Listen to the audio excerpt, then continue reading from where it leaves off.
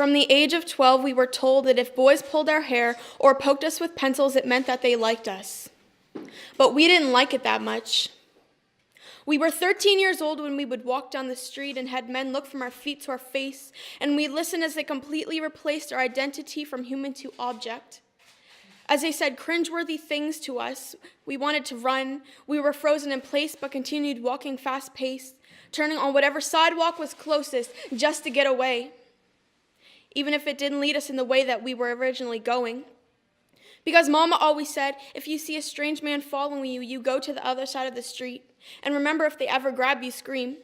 And that is something we had to learn at the age of 13 because we are just young fiends. We were spanked by the boys at our school, but it was cool because it just meant we had nice bodies. And they rated our bodies on a scale from 1 to 10. And if you were a 10, you would learn to spend your days hearing whistles, purring, and damn girl. Because if you were a damn girl, then that meant you weren't a damn girl at all. You were just a toy labeled, do whatever you want to me, even though I don't agree. And we had to watch what we wore because if too much shoulder was showing, we had to change our clothing because it distracted the boys from their learning. So the only thing that we were learning were tips and tricks to tie up our shirt so that it didn't hang too low, because that would show the guys that we wanted. Because wearing shorts and tank tops meant that we were flaunting it. So when we were 16, we screamed because the men that followed us on the sidewalks finally caught up to us.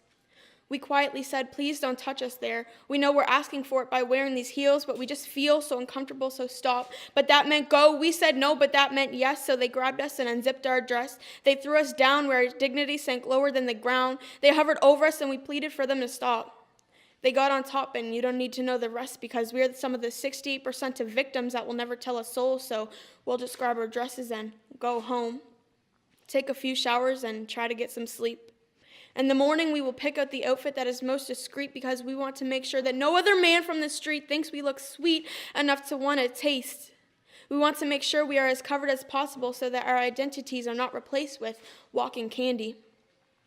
And we will sit at the back of class where nobody will ask how our weekend was because if they ask, we might just burst into tears.